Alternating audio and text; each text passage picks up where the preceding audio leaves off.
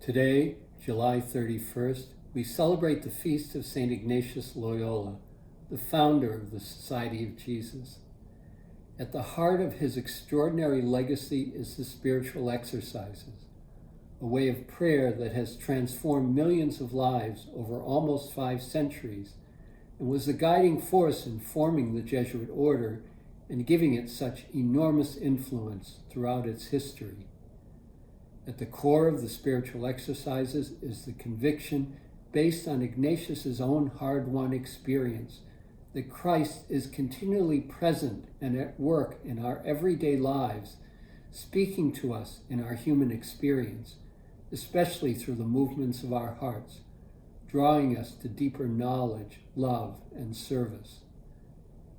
This same insight that God is present and active in our world has shaped Jesuit education from the start. Although education was not initially part of Ignatius's plan for the Jesuits, he realized early on its power to transform lives and societies, and the great need for it in a church that had become appallingly corrupt and inept, in large part because of the lack of education, especially among the clergy. By 1548, just 8 years after the founding of the society, the Jesuits had opened their first school in Messina, Sicily, and Ignatius was already planning to establish a great university in Rome to equal the best in Europe. That dream became the Roman College, which welcomed its first students just 3 years later in 1551. With that conviction that God speaks to us through our human experience, the Jesuits embraced the humanistic education being developed by such great Renaissance figures as Erasmus. Their students studied the best classical authors from Greece and Rome as sources of insight into human affairs, guides to good character, and models of eloquence.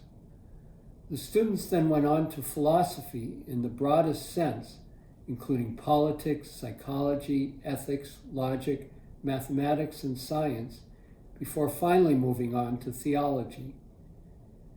In the spirit of generosity fostered by the exercises, the Jesuit schools were designed to serve the community, developing in their students a sense of civic responsibility and a care for others, and making the schools available to all, ideally for free.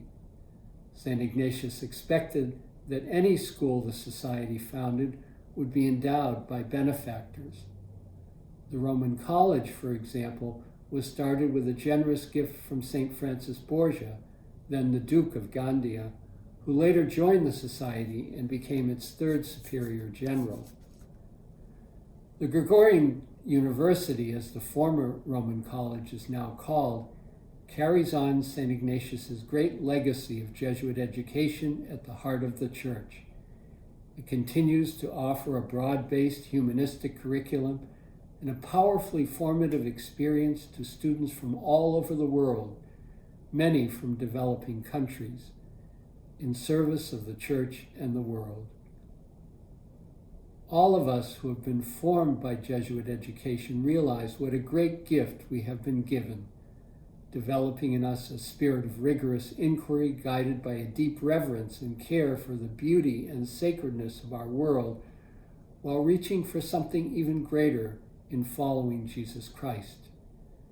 It is a privilege to be able to support this work so central to the mission of the Society of Jesus. We are deeply grateful to all of you who partner with us. Through the intercession of St. Ignatius, may God bring you abundant blessings and joy on his feast day.